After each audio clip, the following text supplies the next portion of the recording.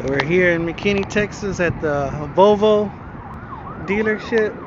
They called us out because the air conditioning wasn't working, the rooftop units.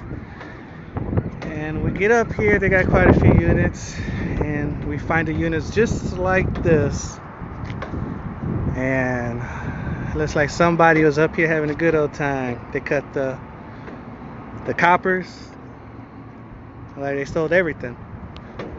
The evaporator coil. See the filters, the filter dryers for the liquid line. And they had a good old time over here. Somebody had a pretty decent lick with the copper. Here goes another one. And that one we just left was a Lennox. Somebody over here took out the evaporator. Anything metal, copper looks like they took. Here goes another Lennox over here.